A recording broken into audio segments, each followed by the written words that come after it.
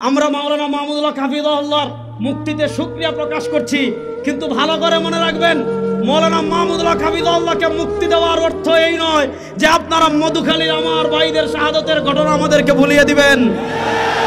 আমরা শাহাদাতের দাবি আমাদের ভাইদের রক্তের দাবি আদায়ের জন্য আমাদের নেতৃবৃন্দ যদি আমাদেরকে নির্দেশনা দেন, আমাদের নেতৃবৃন্দের আনুগত্য চূড়ান্তভাবে প্রকাশ করে আমার ভাইয়ের রক্তের বদলা নেওয়ার জন্য আমরা প্রস্তুত আছি না ইনশাআল্লাহ।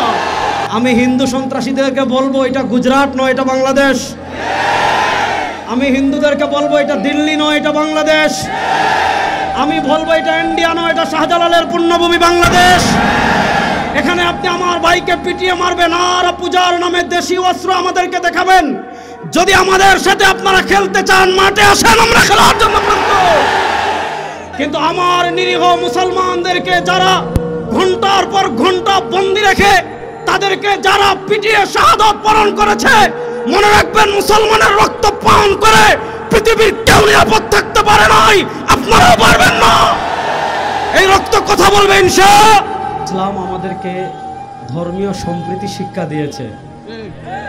এই ধর্মীয় সম্প্রীতি শিক্ষা দেওয়ার কারণেই আমাদের পাশের রাষ্ট্রে আমরা দেখেছি পৃথিবীর সবচেয়ে বেশি ধর্মীয় সাম্প্রদায়িকতা হলেও আমাদের বাংলাদেশের তাওহীদি জনতা কখনো ধর্মীয় সাম্প্রদায়িকতায় বিশ্বাসী ছিল না, ধর্মীয় সাম্প্রদায়িকতাকে সাপোর্ট করেও না।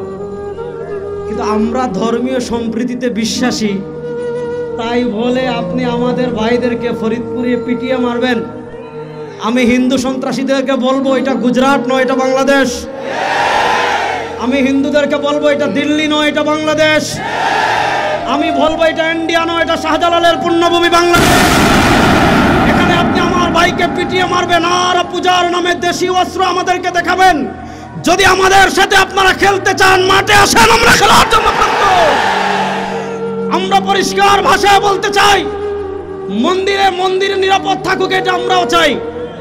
মন্দিরে যারা আগুন লাগিয়েছে তাদের বিচারের সম্মুখীন করা হোক, এটা আমরাও চাই।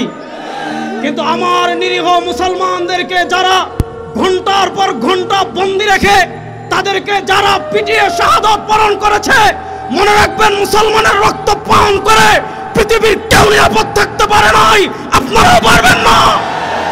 এই রক্ত কথা বলবে ইনশাআল্লাহ। আমি সর্বশেষ আরেকটা কথা বলে শেষ করছি। বাংলাদেশে আপনারা বিভিন্ন ইস্যু চেঞ্জ করেন, একটাকে ঢাকার জন্য আরেকটা আনেন, আরেকটাকে পিছনে ফেলার জন্য আরেকটা আনেন।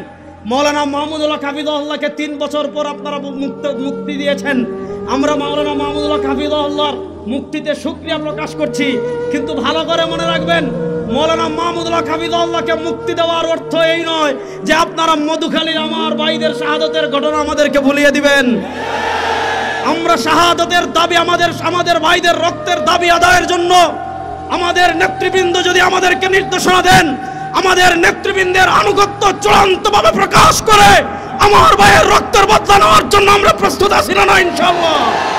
আসসালামু আলাইকুম।